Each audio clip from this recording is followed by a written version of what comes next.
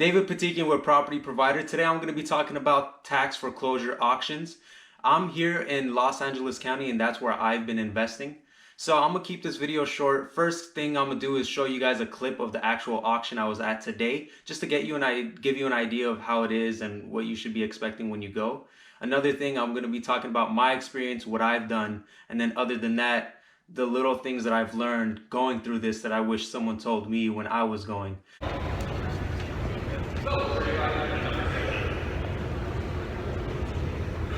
So what I do, I purchased 4 properties last year, 2018 Los Angeles tax foreclosure auction. And what I specialize in is vacant properties. What I love about vacant properties is that you know what you're buying. You can look at the hazard zones, you can look at the map assessors and see the easements, dirt road, how far it's from utilities. And basically at the end of the day, it's, hey, this property is selling for 4,000, but out of my experience, I know it could sell for 10. So that's what I specialize in because I know what I'm dealing with. And to me, because I know how to do my due diligence, that it's very low risk. When you're barely getting into this and you don't really know what it is that you should be looking into, that's when it starts getting risky.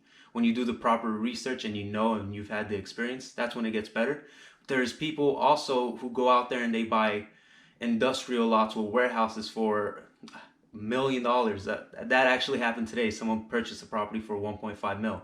And then there's properties also selling for 2,000, 3,000 to 30 to 50. It's just all over the place. So, I mean, if you could save up 5,000, that's the bare requirement for joining this auction that I go to in LA County. So it's all just different. So first things first, look into whether you are a tax lien state or a tax deed state. Okay, the tax lien state, what it is, it's kind of like you have a mortgage on the property and they owe you money, the current owners. And the tax deed state is pretty much you have bought the property upright, and then after a certain amount of time, you could possess that property and sell it or live on it, whatever you want to do. So there's two different ways that states go, and that's the first thing you want to look into. I'm in California and we are a tax deed state. Now, how to find where your county is having your auction and get more information about it. It's so simple. At least for where I'm at, I just Googled Los Angeles tax foreclosure auction, and it's usually one of the first few websites that pop up, and it's a government website. It's the tax treasurer.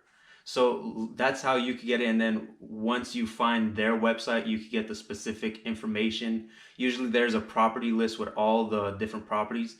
This year for the Los Angeles County tax auction for 2019, there were over 3,000 properties, but look into it because as the auction got closer, people started paying off their taxes, and it went from 3,000 properties to only around 520. So that's one thing you should be looking out to, because I remember I did so much research. I looked into hundreds and hundreds of properties out of thousands, and then like over half of the properties that I was ready to buy were just off the list on the last day. So I kind of just try to do my research on the last few days before the auction. I'm going to be referring to LA County because that's the auction I've been to. It's held on 2 days, October 21st and October 22nd. They have the first day where they show all the properties, and then on the second day, they show the properties that didn't sell on the first day, and then they put it at a discount, usually half of what the starting bid was yesterday. So now you're purchasing it for a lower price, but the thing is that you have to pay the property taxes for that year, and it's already towards the end of the year when property taxes are due. So it kind of adds up whenever you're buying a lower price property and those property taxes are $300 or so, you know. So that's one thing that, you know, I had problems with the last auction I went to.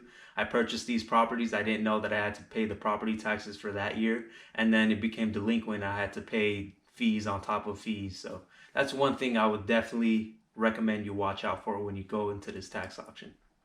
All right, that's it for the video today. If you guys have any questions or concerns, comment below and I'll reach out to you. And like always, we'll see you next time.